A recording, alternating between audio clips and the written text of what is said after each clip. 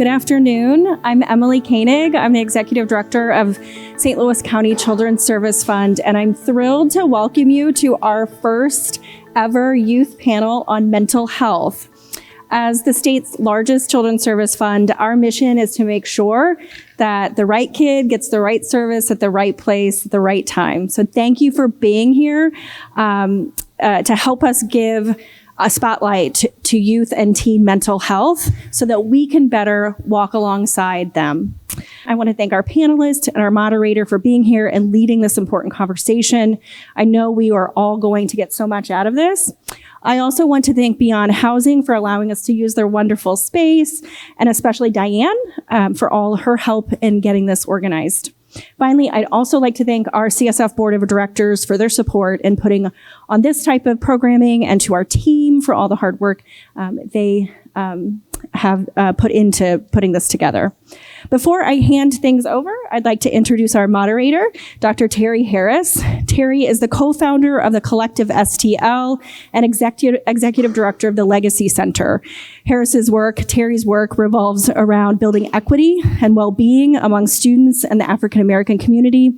Terry is passionate about education and community empowerment and desires to create a brighter future for children and families. So please join me in giving a warm welcome to Dr. Harris.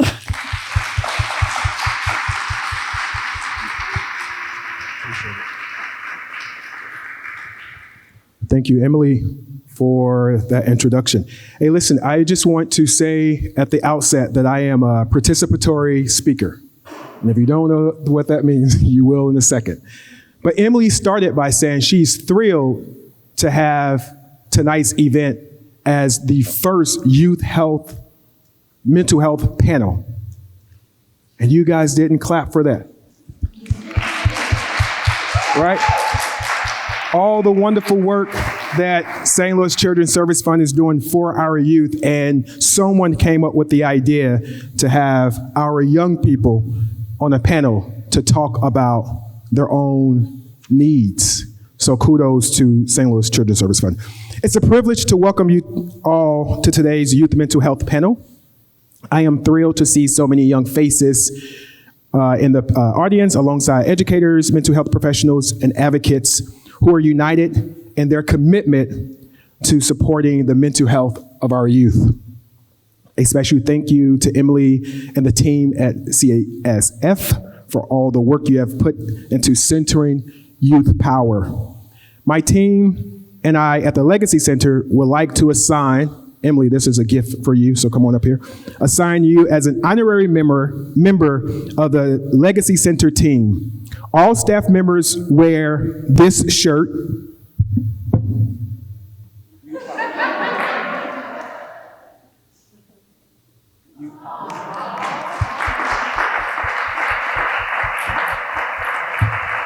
So thank you.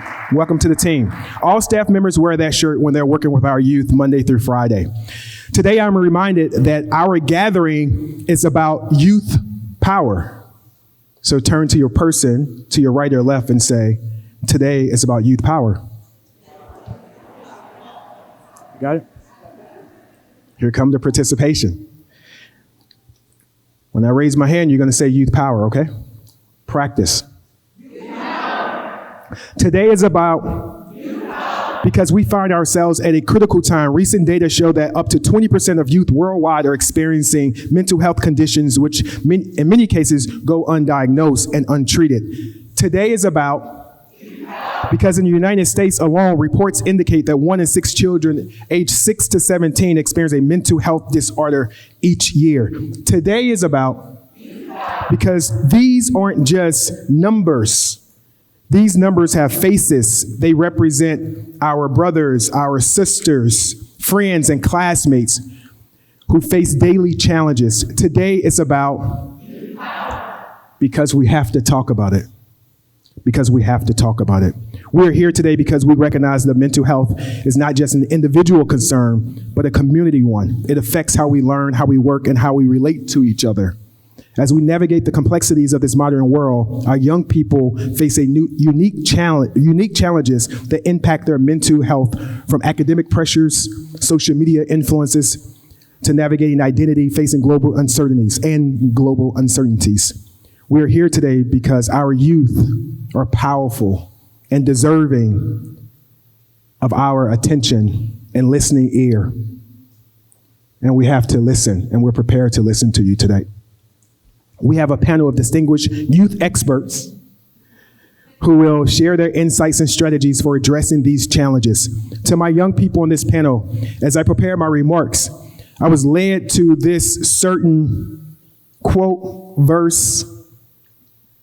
You'll figure it out in a second. And it said, "Don't let anyone look down on you because you are young, but set an example for the believers in speech and conduct, in love and faith and purity. Because who better to speak on the experiences of youth than the youth themselves?" Our goal today is not just to discuss the challenges, but to explore practical solutions and accessible resources that can support our young people in their daily lives, and to commit to not looking down on these young people because they're young. Let's use today as a stepping stone towards breaking the stigma associated with mental health. Let's strive to create an environment where our young people feel supported, understood, empowered to seek the help that they need. Because today is about youth power. Now, without further ado, let us begin our panel discussion. Starting with bios. These are some really impressive bios. Like, when I was a high school student, it probably said, Terry likes to skip class and something crazy, but like you guys have some very impressive bios. Alex Zane just completed his junior year at Francis House School and is an active advocate for mental health awareness in the St. Louis community. His commitment to this topic stems from a deeply rooted passion to raise awareness, especially within the AAPI community, as he has seen how detrimental neglecting mental health can be in the long term. In his free time, he finds comfort in all things cars, listening to music, running track, and wrestling. Give it up for Alex.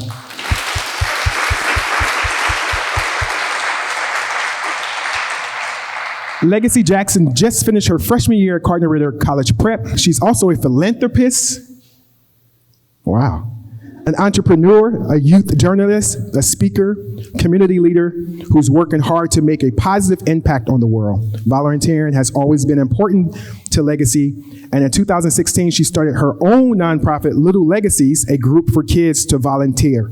Little Legacies has been named by the White House as a certifying organization for the Presidential Service Volunteer Award.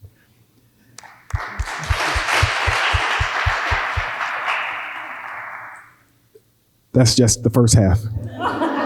After losing her brother in 2017, Legacy wrote and published a book, Bubbles for Brendan, Ways to Celebrate, Remember, and Embrace the Memories of Your Loved Ones, Coping Skills from A to Z. In 2023, Legacy became the youngest person in Missouri to give a TED Talk. She has been recognized on the at the state of Missouri Senate floor, was crowned Miss St. Louis, is an active Girl Scout, and has received numerous awards, including the 2024 What's Right with the Region Changemaker Award. Legacy Jackson.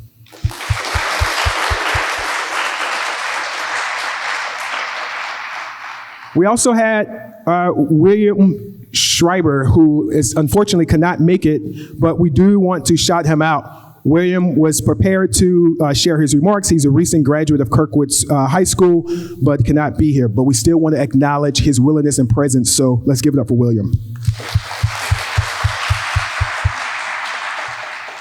And our big kid on the panel today, Ebony Hutchison, is a licensed clinical social worker that has worked in behavioral health since 2004. She's the owner of Ebony Therapy, a private practice that prioritizes mental and emotional wellness for BIPOC clients. Ebony is also the founder of the Community Reach. The Community Reach is a nonprofit that was established to increase access to specialized therapy services for underserved communities. Give it up for Ebony.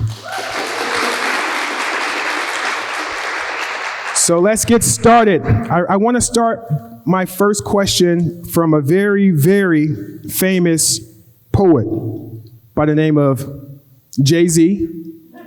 Some may call him Hove or Hova. Jay-Z said, "You can be anywhere in the world, but you're here with us tonight. And so my question for Alex first, why did you decide to participate in this youth mental health conference?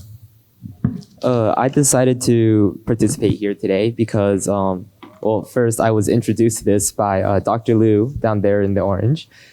She introduced me to this. I am the head of the mental health initiative of another organization, Asian American Civic Scholars. And I just thought that it would be great to come out here and share like my personal experiences. And I feel like it would be great to just connect to with everyone and just see how it goes. Thank you. I am here today because I feel like it is a topic that goes unrecognized and it kind of is behind the scenes. And a lot of youth don't know how to deal with their grief and with the problems that they deal with mentally. And I just really feel like it just needs to be discussed more and needs to be normalized to talk about mental health because it is a hard conversation to have. But once you have that conversation, you have overcome a big step in your life and you're able to talk about things that are really hard for you. So, yeah. I'm here tonight because this is my passion. This is my purpose. This is what I was built for. So this is why I'm here. But the average therapist is going to tell you, even if they don't work with kids, they work with kids because adults, when they are in therapy, most of them are working through issues that presented in childhood. My passion is to take away the stigma surrounding mental health treatment, mental health diagnoses, and to normalize that we all experience mental health because we are all beings that operate in the physical, the spiritual, the mental, and the emotional. You cannot identify a physical medical diagnosis that is not exacerbated by stress. And what is stress? Is mental, emotional wellness and health, right? And so our mental health is the foundation of our physical health. And so having this conversation with the future and having this conversation to the future is what's going to create the movement of change in our community, which is going to create better cities, better towns, better neighborhoods, and just a better world for all of us to live in. Thank you.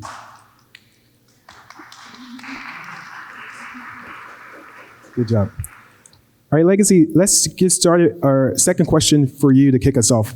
What do you think are the biggest factors impacting you and your peers as it relates to mental health? Some of the biggest factors that are impacting us is definitely social media and what is published on social media. Not what we publish, but also what people are publishing about our generation, because a lot of things are negative, and seeing negative things is going to make us have a more negative impact on our community, most definitely. But I will also say in schools, microaggressions, because I know kids my age, one moment you're friends with somebody and the next you're not, and then everybody's not friends with you just because of one single thing that happened. And I feel like that just can take a big toll on your mental health because you might not want to go to school the next day, but just because of somebody not being your friend. And that just might take a toll on your mental health, and you just might be in a state where you don't know what to do. Cool. Thank you.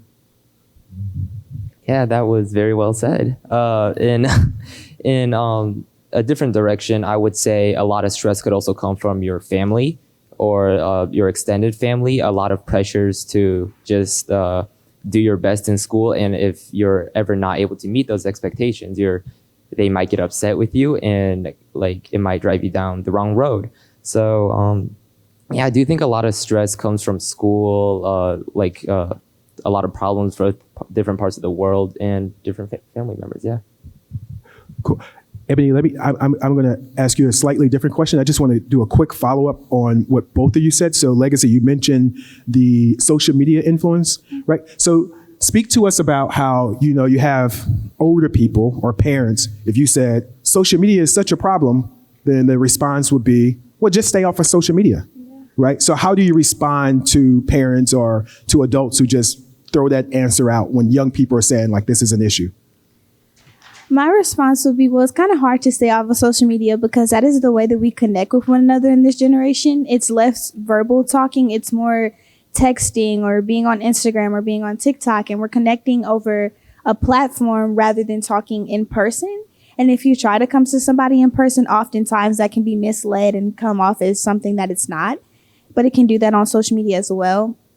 So I just kind of take it as, well, it's kind of hard to do that because our generation is kind of based off of social media, whereas they didn't grow up with social media like we have. Like, we've grown up in the presence of everything in social media, especially with COVID. We were kind of everything was based off of Zoom and social media and games because that was the only way we could connect with one another. Yeah, thank you. I just think that's a really important piece, right? To say to the audience, where parents, we can say like, oh, stay off social media. And Legacy just shared with us that this is how they connect.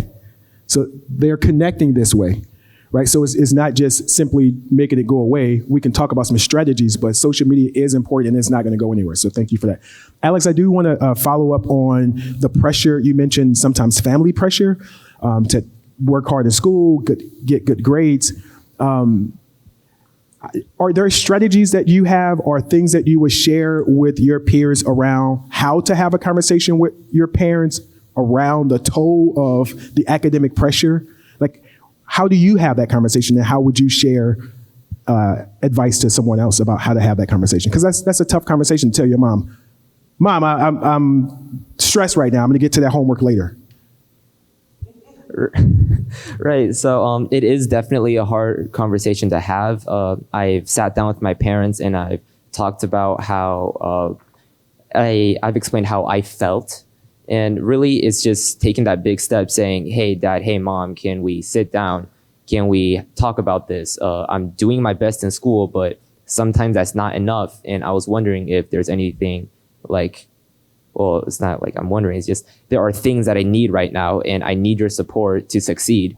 And if you can't give that, I don't know how you can expect me to reach your expectations. So it's really just about like putting your foot out there, just saying, hey, I need this right now. I need this support. And if I don't have it, like, I don't know what else to do. So It's just taking the first step. Cool, thank you. I know this has been filmed, but I really hope that we have some sound bites because that was an absolutely perfect way to share with peers how to have a conversation about your feelings, about pressures with your parents. That was beautiful. Thank you both. So Ebony, let's talk about some of the same questions. What do you see are the biggest impact or things impacting the youth in your practice? The world. So I'm a big millennial, and there's that joke, right, that millennials are so stressed, we're overwhelmed because we've been through Desert Storm, we've been through 9/11, we've been through Columbine. Yes, but we did not experience it at the level of which this generation is experiencing things. The way that they are getting exposed to things that are happening in the world around them and the level of information that they're getting is coming where developmentally their brains aren't developed to be able to process that cognitively and emotionally. And it has to be pretty scary to know that you're entering into your senior year, sophomore, right? And a couple years, you're gonna be an adult and you're inheriting the world that you're looking at. So we're not gonna get into a conversation about what's happening in Israel and Palestine but the fact is that they understand this. At this age, I don't think that we talked about genocides, right? At this age, we didn't talk about the impacts of racial profiling and systemic oppression. We did not understand the way that being in our bodies and the identities that we held and our religious beliefs, our orientations, how that was viewed at a local level, a national level, a worldwide level. And it is very stressful to take all of that in. And adults, not just the parents, but educators, therapists, adults that are supposed to be ushering in and providing a smooth transition into adulthood are operating under the same rules that we were raised under. And you cannot do that because we were coddled more. We didn't have so much information at our fingertips. One thing that I tell parents is when we were younger, if adults didn't want us to know something, they spelled it. And until we could spell, we didn't know it. But now kids don't even have to do that. They can just say, Siri, Alexa, show me SEX. they're not just going to get a definition. They're going to get images. They're going to get videos. And so it's just information and the access that is at their fingertips. And it's not necessarily that they're seeking it. It's that it's being forced on them a lot of times. So I think that that's the biggest pressure that's impacting this generation is the world. Cool. Thank you so much. My next question is, we know that this generation also, you have your different lingo, the different ways that you talk about things. So we're not naive. We know that you're talking about mental health. We know that you're talking about your emotions. You know, like if a young person say bro can mean 50 different things just simply saying bro, right? We know that. So we know that you guys are having conversations. How are you talking to your peers about mental health? Like, what are those conversations like? You know, are you guys coming to each other and say, oh, I'm really sad because of this, or does it show up differently? So how does that look for teens in high school now having conversations with their peers? Me and my friends, when we often talk about our mental health, we don't exactly like say our emotions. We kind of play a game. So like, say we're playing a game online and we're just talking, playing the game, having fun with one another, and then my friend might say something and I'm just like, oh, what's that mean? Like, what do you mean by that? And then we'll kind of get into a deeper conversation, connecting down into her mental health, but not necessarily saying exactly what is going on inside of her head. It's just an easier way, maybe if we're like distracted by doing something and talking about our mental health, because it's a way for us to just cope with everything that's happening while talking about what's going on inside. Wait, so you guys play a game and then you kind of, as a coping, right? Yes, so we play games as coping. Give me an example. What, you don't have to name a friend, or we don't have to get deep into, but I'm a visual person, so I want to see what that's like. So if you were on the phone with me, Okay. and I'm going to play you and you're your friend. Hey, how was school today, Legacy?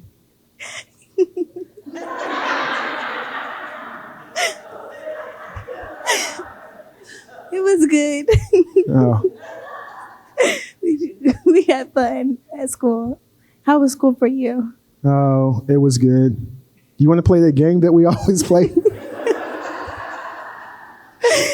Yeah. Yeah. I don't know the game. You're supposed to tell me. Oh, it depends on the day, but we've been playing Fortnite a lot. Okay. So you're saying I thought it was you're saying you were playing a game, Like an actual game. and, Yes. and then you're having conversations While talking. absolutely While playing the game. Got it. Yes. Yes. I thought it was like really play therapy, or No. but I guess. No. So what does that conversation look? So Legacy is a bit younger, freshman, sophomore, and then so what does it look like when you are a junior, senior, having conversations with your peers around mental health? As like an upperclassman, it's a lot more. It's still very indirect. But there's as you get like a bit older, you start like asking questions that are a lot more, I guess, direct. If you see your friend like struggling, this is usually the time, like especially during finals week, or like when they have something stressing them out in their life and they have behaviors that are of a concern to you. Sometimes it is important to just like sit them down and say, hey friend, are you having suicidal thoughts? Do you need somebody to talk to? Do you need me to connect you to a mental health professional? It's about just being direct with your friends. Sometimes like you can't read between the lines. They'll definitely hide it. For example, like you could have a friend on social media, Instagram, for example. They could just one day stop talking to everyone. And then they'll just change their profile photo to like a black screen. It would be like, that's weird. And some people say like it's an attention-seeking behavior, but that's exactly why they need it. Like it's a desperate cry for help. Like obviously they have no one else to turn to if they're like kind of shutting down their social media, since it's such like an integral part of our lives. So that's like when you need to take the step to talk to your friends and like connect them to a trusted adult.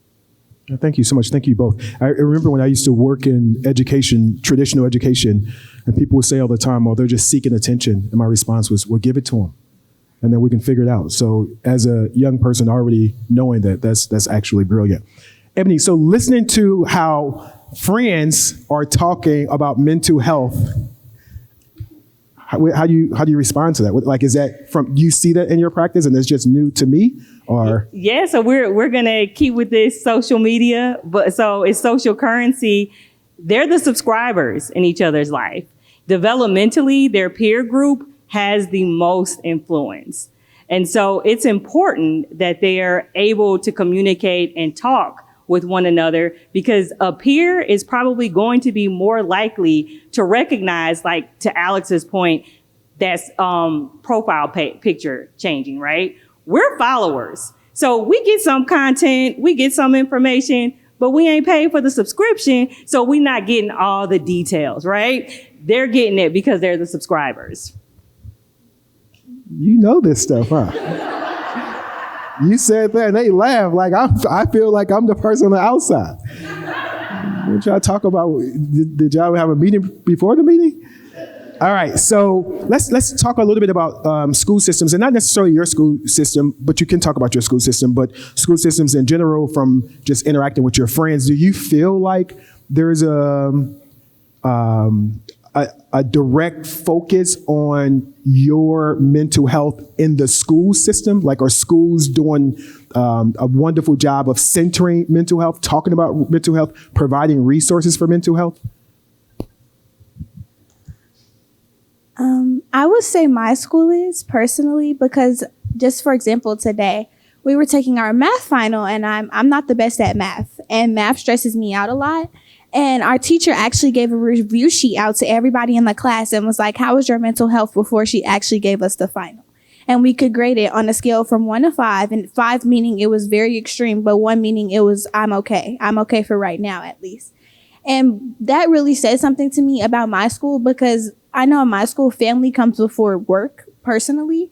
And our therapist really makes sure that she goes out of her way to really connect with each one of the students at the school and make sure we do weekly check-ins, make sure we're okay, and know that her office is always open for us to come and communicate with her. Thank you. For my school personally, there is very little focus on mental health. Our school is very focused on athletics, and in the newsletters, like it's all they ever talk about, saying like, "Oh, softball won state, football placed in top 4," but there's like this little emphasis on saying like, "Hey, like our counselors are always a resource for you to use," because nobody really talks about it. So I started a mental health club at my school, but it's been like having difficulties getting traction again, just like drowned out in the newsletters, just not very oriented towards mental health. But if you do need mental health, they do say like it's a very self-driven thing. Nobody's gonna reach out to you unless you have like a close bond with your teacher. And I'd say like most teachers, like they have like a good eye for like identifying students that may be in need of more support. But like in the grand scheme of things, like it's definitely something that needs to be worked on in some schools. Cool, thank you. I want to do a couple of follow-ups with the both of you, and then have you jump in. So you did start a mental health club at your school. So 2 questions for you. One, are you on social media with your mental health club? Like, answer the question. Yes, we are. Tell the audience your social for your mental health club. It is called FHHS Lost in Thought. It is a club that's... Let's go a little bit slower so they can write it down one more time. Sir. FHHS Lost in Thought. So if you're on social, let's commit to following Alex today, right? And following and seeing all the things that they're doing. And if there's an opportunity for us to support your club, one more time. Yes, sir. It is FHHS Lost in Thought. The logo is, I think, like clasping hands. So. Got it?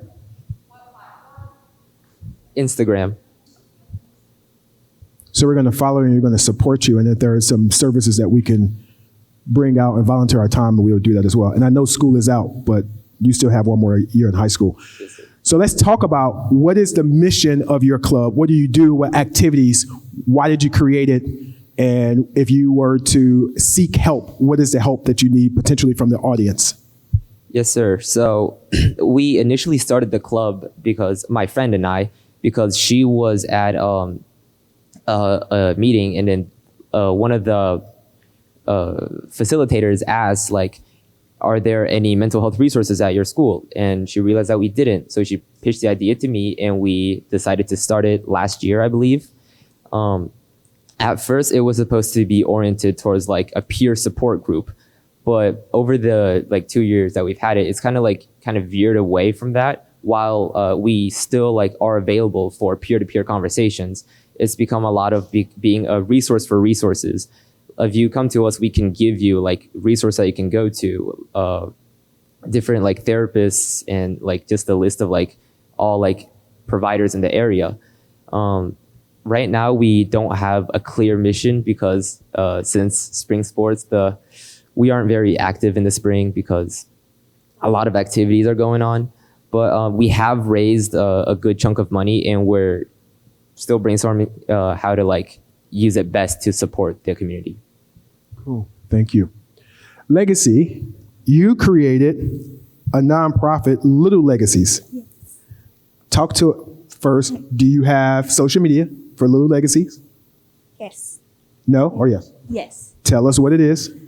So Little Legacy social media is it's on Instagram and Facebook. It's Little Legacies, LITTLE Legacies Community Service. And also, if you just look it up on Google, it'll come up. The social media and the website and everything will just come up. So yeah. we're going to follow Little Legacies. Okay. And now tell us about your organization. So Little Legacies is a 501c3 community service organization for kids, ran by kids, with the simple threefold mission of kids, service, and fun. We do a different community service project every single month, and we're trying to get kids empowered to do more things in the community that are positive instead of negative, and kind of get them involved and giving back to others more. So, yes. You've been asked that question before, huh? A lot of times. A lot of times. If there's anything that the audience can help you with Little Legacies, what would be that ask? I would ask for you to try to get more kids involved in your community with community service, because Little Legacies, it's different. So me and my mom, we will always do community service, but I will always see that there were no kids involved with the community service. And I would often ask her where the kids were at. And she would be like, well, kids don't really do community service. And I would be like, well, why am I here if kids don't do community service? So this is why I started Little Legacies. And we really do try to make the community service projects a lot of fun. Well, we don't try to, they are fun. They're a lot of fun for everybody that comes. They're often engaged, and you're always making new friends within the kids who are there, because you might not know everybody that's there in the community giving back, but you're always going to leave with a new friend and a new family that you know you can come to if there is something that you need. So, yes. Cool. Thank you so much. Ebony, you created the Community Reach organization. Do you have nonprofit? Do you have social? Yes, Facebook and Instagram, the Community Reach, just our name, you'll find us. And then our website is thecommunityreach.org. And tell us a little bit about the organization. So I pretty much got tired of overextending myself to serve my community. And so I realized that we needed to have more people that reflected the communities that they were serving and had that same lived experience. The further you get away from being a white middle-class male, the harder it is to find a service provider that reflects your lived experience. And some people may not feel like that's a big deal, but it is. So when you look at BIPOC communities and you think about things like microaggressions and racism, a lot of the anxiety and the depression that we are experiencing is external. We are responding to things that are systemically happening in society that are impacting our mental health. And to have to sit and explain to somebody and unpack that, that's a lot of labor. So the community reach is about increasing access to providers that reflect the communities that they serve. I have a non-binary therapist. I have 2 African-American male therapists. I have a Spanish-speaking therapist. I have several, African-American female therapists. We have white therapists as well, because therapy is something for everybody. Another thing that we do is try to make it affordable. So you can have commercial insurance through your employer, but if you have a high deductible plan, most of the time you're insurance poor. If you have a high deductible plan, that means that you have to pay the contracted rate until your deductible is met. The average rate in our area is anywhere from $75 to $125 a session. And if you do not have chronic medical conditions, most people are not going to hit that deductible. So to have to pay $125 out of pocket every session is not something that everyone can do, even if they have insurance. So we have a flat self-pay rate of $50.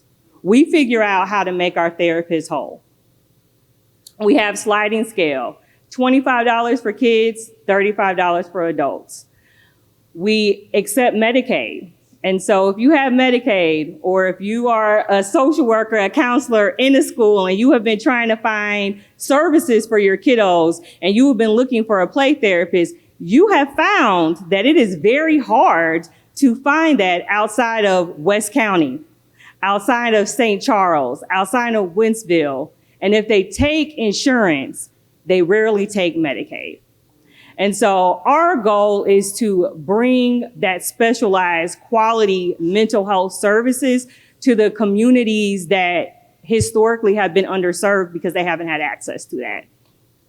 Cool. Thank you so much. Thank you all for sharing your passions and your organizations. You touched on this whole representation, and so I want maybe to build on that a little bit, but I want Alex to jump in because you also touched on representation. So as part of your bio, mental health is important for you. You want to bring mental health to the AAPI community because you have seen the impact. Tell me why specifically that community for you, and you as the ambassador for the conversation with the community. Right. So as an Asian American, I'm very involved in the community, I'd say, and I've seen firsthand accounts of just how conversations between parents and this child can go, and I feel like hang on, lost my train of thought there. Give me a second. Take a breath. Right. So there are stereotypes around Asian Americans, right? You have the tiger moms, and then and just very aggressive parenting, and a lot of them are true, and it's something that is very stigmatized in the community, especially mental health. You've heard of things like, oh, you're bringing dishonor to the family, or other things it's just, we're very traditional in the way we approach a lot of our problems. You're hurt, rub some dirt on it. You got a bad grade, work harder. And a lot of times it's the children are afraid to speak out because they're still your parents. You still respect them and love them. And seeing them get upset with you isn't something that you really want to be in the middle of. So in the end, you just kind of swallow, you just kind of eat your losses and just move forward. But over time, it really does build up. And I've seen people snap. I've seen people just break down crying in the middle of something. And that's when this is a problem. This is an epidemic in the community. So that's why I decided to involve myself, right? It's really just a lot of it doesn't take a lot to change your outlook in life. It could just be somebody extending a hand to help you through something, to bring you out of a dark place, especially in a community where it's so frowned down upon to feel negative emotions. Thank you. So let's all take a deep breath.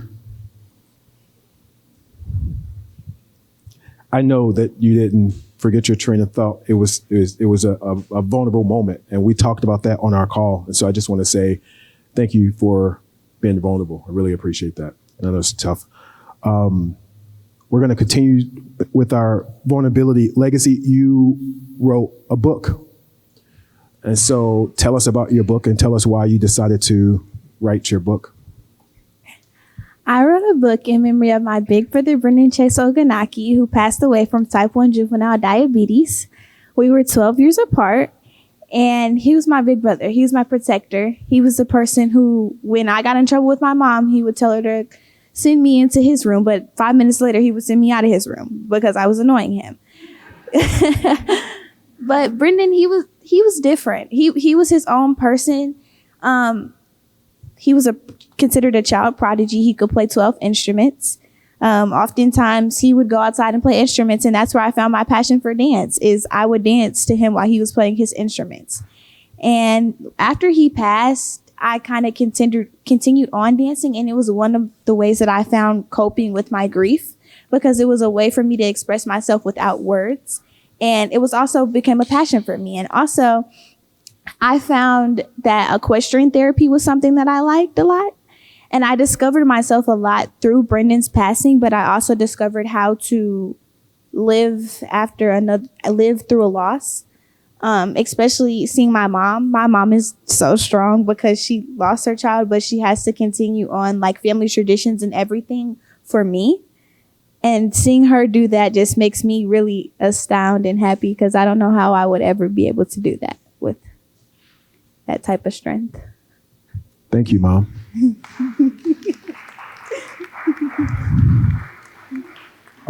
Thanks for sharing that.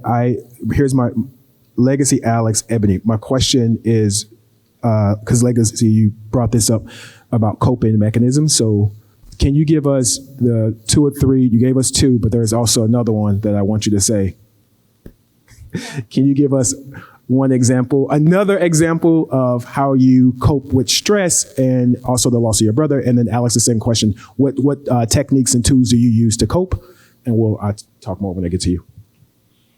Through him passing, we found that blowing bubbles was very helpful. So everywhere we go, we blow bubbles.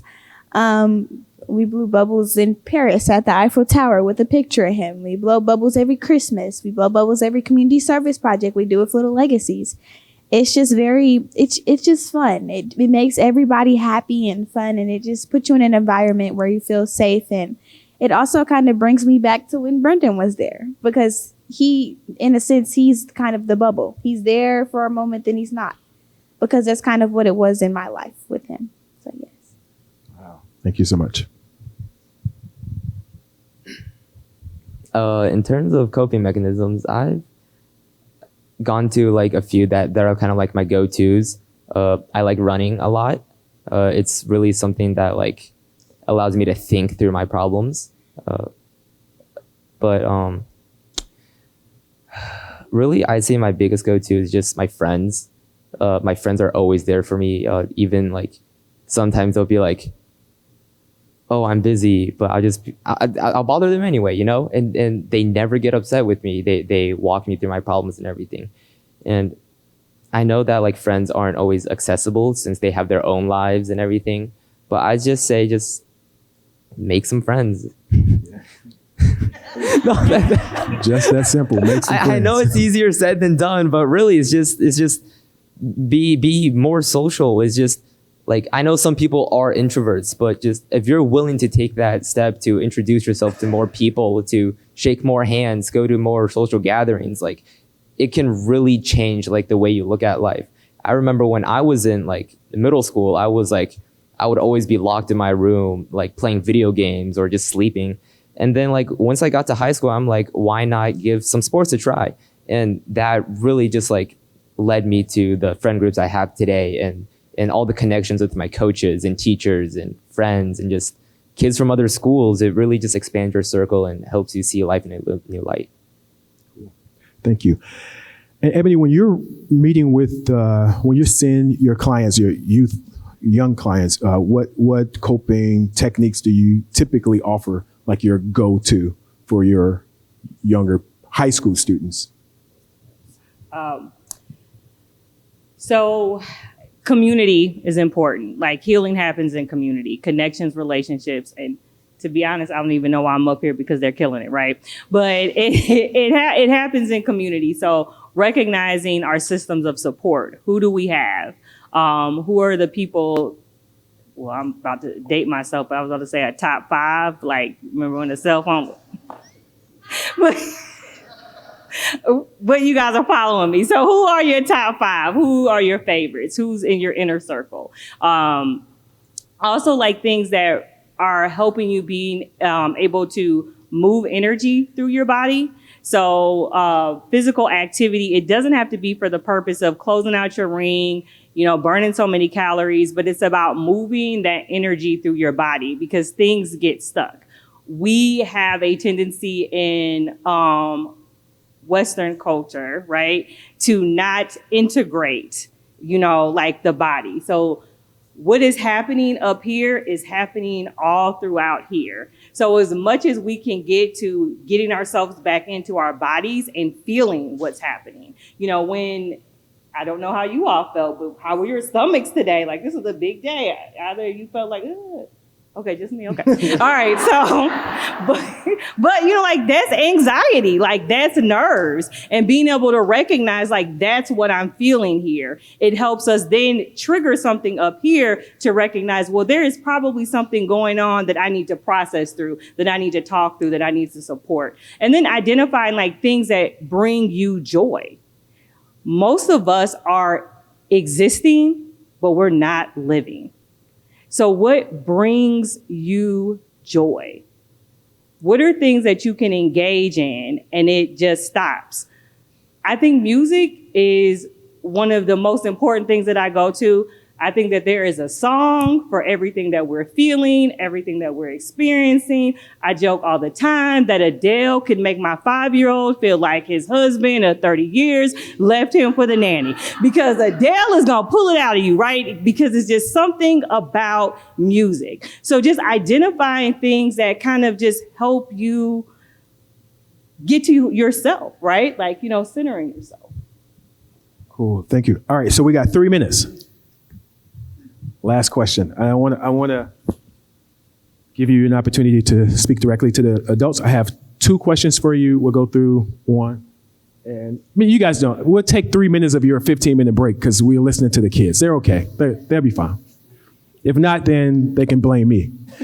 All right. Question number 1 before we close. What makes you feel seen or safe or comfortable with adults who are helping you take care of your mental health?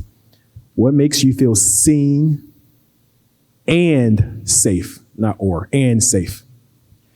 I'd say like the biggest thing is just like, while like being professional is very important, like all the formalities, it's also very important to like know that like you're talking to a child, like maybe just level with them a little, like maybe try and incorporate some slang in there. It's really just like making the child like know that like, hey, I'm not going to narc on you. I'm here to hear you and make you feel accepted. And a lot of the times it's just, especially in like the classroom, it's just remembering the kid's name. It's like just knowing like who they are as a person. Sometimes like if you go up to a teacher and the teacher just gives you a blank stare, it's just like, what am I supposed to do with that? Like, thanks for the feedback, I guess. But yeah, I'd say the most important thing is just like, the little things matter. The little things do matter. Little things matter. I used to do this thing where I ask kids, young people, what's the first gift that they're given outside of a heartbeat? And we go through this whole thing, and it's the name. Names are important. So to not remember someone's name is not going to make them feel safe. So thank you for speaking that. Legacy, what about for you? What are the things that you need to feel seen and safe? Probably feeling like we're being heard. Like Alex said, not just staring at me, maybe just making some connections while I'm talking to you. Like, yeah, I get that, or I understand, or just being heard, and also not belittling us while we're talking to you about our mental health. Because when you make us seem like, oh, it's okay, it'll go away eventually, or you'll be fine in the long run, but what if we're not in the end? And it's just that never ending question of what if we're not? And when you tell us that we're going to be okay, you just have this sitting question thought in my head. And it's like, I can't go to anybody else because my parents said I'm going to be okay. So I got to be okay. Yeah. Wait, we're going to let them in. So there is their voice. So this is the last question. And if you would please, would you stand up so we can get the camera and that beautiful dress, Legacy. So here's the question I want you to speak to the audience with. I want you to say, dear adults, and then you go. And the prompt is around what you need from adults as it relates to your mental health. So dear adults, I need, and then you go, okay? Okay. Loud and clear so the camera can get you. Dear adults, please listen to us when we come to you, and don't belittle us while we're talking to you. Make sure that we feel heard, and maybe even check up on us once in a while.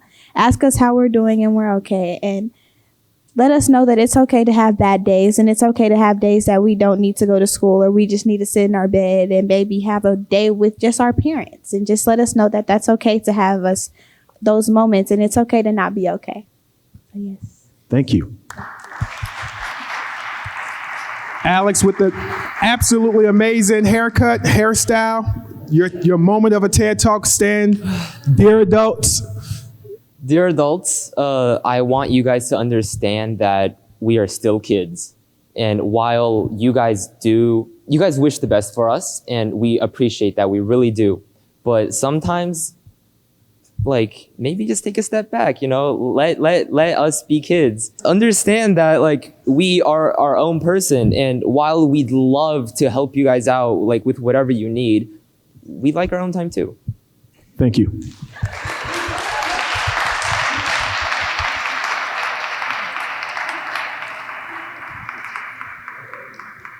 All right, Ebony, and the absolutely amazing black and white salt and pepper hair, shirt, and pants, coordinated. Here's your prompt. Adult to adult, and then you go. Adult to adult. We have to remember that each person is the expert on themselves, right? It doesn't matter how young or how old they are. No one can tell another person what they're feeling and what they're experiencing, who they are, and what they're going to be and what they're going to do. So we need to listen. As we take our break and then open it up for our Q&A piece, I just want to give you an opportunity to know, or I want to say to you that you all are brilliant. I mean, the things that you said is amazing. Which for us as adults, we can and should be listening to you, because the way that you guys articulated your feelings, your thoughts, and those of your peers is something to be really proud of.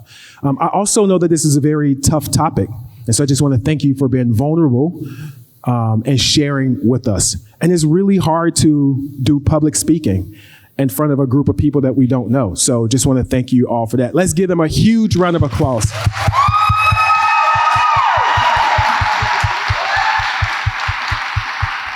And if you're looking for an amazing therapist, leader, organization, then Ebony is our person. So let's give her a huge round of applause. To Emily and the Children's Service team, thank you so much for organizing this portion of the event. This is truly amazing. And I know, Emily, that you said you're thrilled that this is the first one. I am thrilled to know that this is the first one and we have many to come. So thank you so much for this commitment. All righty, we're going to get started with our second half. So we have a few questions. We actually have a lot of questions, but not a lot of time. So what we are going to do is try to get through as many questions as possible. And then I just heard some really good news. For the questions that we do not get through, we're going to try to plan a Zoom session, and maybe you can address that doing Zoom. So we'll get a bonus round with Alex and Legacy. So that'll be pretty cool, as well as Ebony. All right. We're not going to, we won't forget about you. All right, here we go. Alex and Legacy, does caring about your peers' mental health take a toll on you? How do you take care of yourself while taking care of others?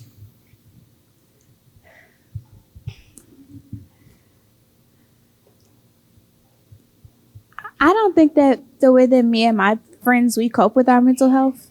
Okay. I don't think that the way that me and my friends, the way that we cope with our mental health, I don't think that it takes a toll on me, considering we're both like receiving and giving information on our mental health. It's not just a one way kind of, you tell me everything that's going on in your head and I'll tell you everything that's going on in my head. It's kind of receptive, and we're both giving each other ways to kind of deal with it while we're going to each other about everything that's going on inside of our head. So I don't feel that it really takes a toll on me. We just kind of work together to get through whatever we're going through in that current moment. Thank you. Yeah, I'd say I have to agree with that. But sometimes you may like encounter somebody who just like takes and takes and takes and just kind of like casts you aside after they're done with their little friend therapy session, right? And that's when you have to like put the hammer down and say, hey, I don't appreciate you doing this, and I was wondering if we can work something out and take it from there. Thank you. I think that this question is for, this is for all three, and I think it's maybe a student. The question says, who should I talk to about mental health at my school when there are none provided? I guess no therapists or social workers. So who should they talk to? If there are none provided, given that even the counselors have nothing to do, then I'd say just talk to your parents maybe. If your parents are against the idea, then like maybe reach out to a trusted adult. There are tons of mental health professionals around at like places such as this. You could talk to an adult and maybe find something for you. But if your school doesn't offer it, there are still plenty of options. You can go online. I know there are chat rooms online. There are hotline numbers that you can call. So you can make do. My mom, actually, she worked for BHR for some point in time. And I would say there's always a hotline that you can call, not necessarily if you're suicidal, but if you just need somebody to talk to, they'll always transfer you over to somebody that can just talk to you, and that'll just be there for you and support you while you're going through whatever you're going through. Shout out to BHR. Really good organization. What advice would you give? If there is no counselors or social worker or therapists in a school, who should young people turn to discuss their mental health? I would say hotlines like BHR. We have, let's see what else locally do we have besides BHR. But BHR is a good place to start because they are connected to so many different resources, and they would also be able to assist with referrals for therapists that are potentially willing to work with youth without their parents being involved. If you were to go on like Psychology Today or call your insurance company and try to get a referral for a therapist, most of those folks are going to want to start with the legal guardian to start the referral process and the paperwork, but that's not necessarily required. Each state has a different law of what the age of consent is for mental health services. So starting with BHR would be great. And then to be able to say questions like, what is the age of consent for mental health services? Can you give me some referrals? The community reach is also a good place to start, not necessarily because, like to start services, but helping you identify like resources. That's another reason why I started it, because I'm a person where I felt like if somebody came to me, you were specifically looking for someone that held an identity that I held. And so I felt responsible for making sure you got connected to someone else. So I don't just say that I'm full or I'm at Capacity. I provide potential referrals. I'll I have a group on Facebook where I'll go in that and ask my colleagues, like, can anybody accommodate, this referral, and I'll link them back. I take interns. So we put people to work, in a practical way. So those are my tips, but I'm sure that there are schools in our St. Louis metro area that may not have a school counselor or a social worker on site. I think most probably do. So that is a good place to start. They may not be able to provide you the service, but they can help you with referrals. Cool, thank you. And you can also grab some information at the back table from St. Louis Children's Service Fund or scan the QR code on the back. Did I do good? Okay. Karen was looking at me like, you better not mess up this question, Terry. So no, seriously, there's a lot of information. We should do that. 211 cards I know we had in our schools, but we should be sending things to, or sending youth to the website, and they can talk to people their way as well. What advice would you give to middle and high school students who are ridiculed for their mental health challenges?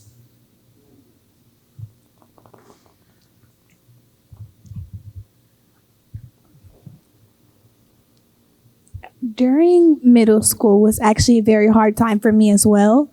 I actually got bullied in middle school throughout the whole process of it. And I would say, make sure you have a trusted adult. So for me, my trusted adult was my mom.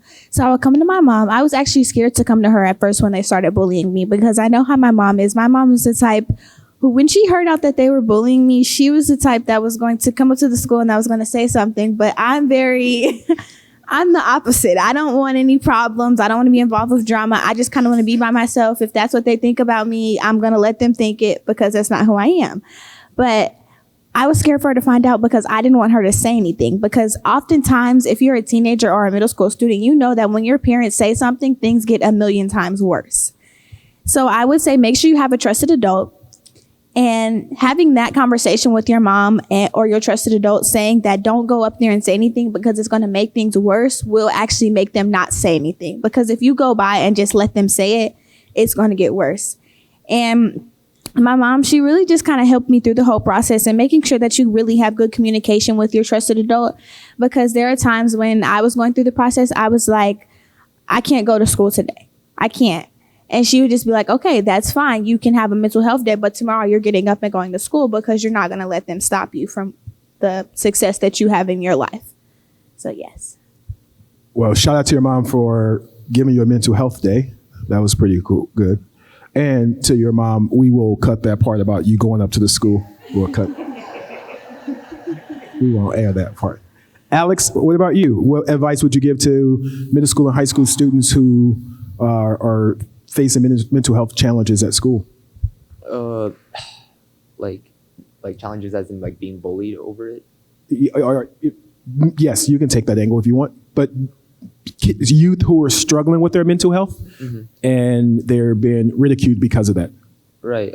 I'd say like find some sort of support group. They don't have to be amazing, but if you're around people who ridicule for it, you're obviously around the wrong type of people.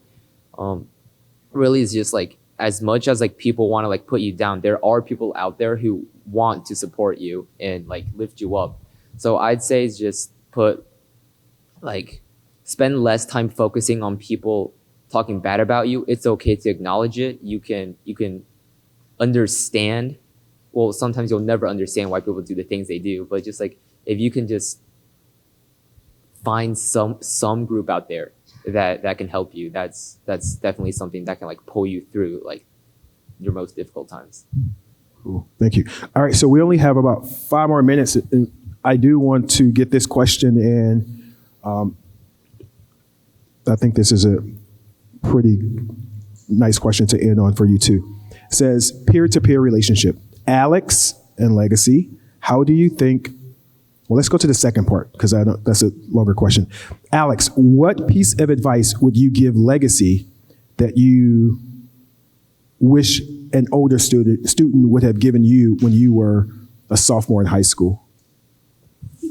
Okay. I'd say like I'd say there aren't a lot of students like you who are willing to put themselves out there and like do so many things. Like you weren't lying when you said you were an entrepreneur, right? So yeah, I just say, I know you probably have your own support group. You're very like well versed in this. So I just say, keep doing what you're doing.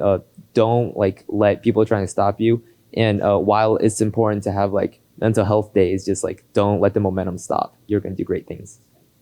Oh, nice. Legacy, take the microphone. Miss Ebony has a 5-year-old child. What advice would you give a kindergartner that you wish that you would have had when you entered school?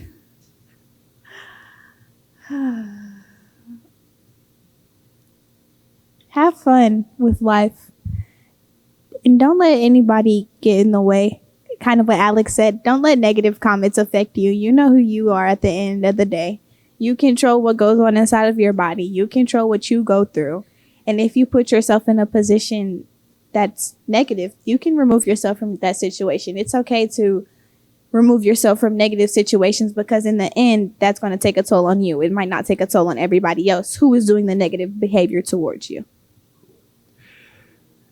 And we're at time. 1 more minute. This is the question. It says, from memory, it says, what's on your wish list? What do you wish 5 years from now, if you had a magic wand, then what would be the conversation around mental health for young people? I probably should read the question because that didn't really make sense, but I lost it. Here it is. Please talk about changes you want to see in our region and our community. What would be on your wish list in the next 5 years? Well, I suppose there's like, for me, there's like really just one clear answer. 5 years from now, I want like just better support, like for therapists. Like I know like we have like, I think a shortage of therapists in the area. So I just wish there's like a better system to support them, to support us as like the clients, really. Nice. I would say something that's major on my wish list is that the competition within the kids stop. So when we're competing to have on the newest brand apparel line and the newest iPhone and stuff, it doesn't really matter because in the end of the day, it's who you are and that's on the inside that really counts. It's not what you wear on the outside, as there's no really competition within confidence. So, yes. Ebony? I would like to see more dollars going into prevention. I would like to see more people recognizing that we're not all going to start mental health clubs. We're not all going to start nonprofits, but we all have the potential to be part of those movements and change. We just had Give STL Day. Small organizations, $25, $50 could have gone a long way. And that's as simple as you pulling out your phone and you sharing it to 10, 15 people and say, hey, send $20, like to this organization. If you're looking for tax write-offs, big kids, right? Like identifying, local organizations that are small, that are grassroots, because an agency like Little Legacy is going to benefit from $500 way more than BJC is. Right? So thinking about, how you're spending your dollars and what type of change you want to be a part of. Because what we do at the local level, we talk about voting, right? What we do in our neighborhood and our community is going to impact the quality of our life day to day more than anything at a macro level. Thank you. And I do want to answer that question. 5 years from now, I hope that Emily is still the CEO of the Children's Service Fund. I hope Paulette is still around. And I hope this entire team is still around and is growing. This Children's Service team has been absolutely amazing. As the biggest organization advocating for mental health in the region, I just want to say we see you and we thank you. If you are a member of St. Louis Children's Service Fund, would you please stand?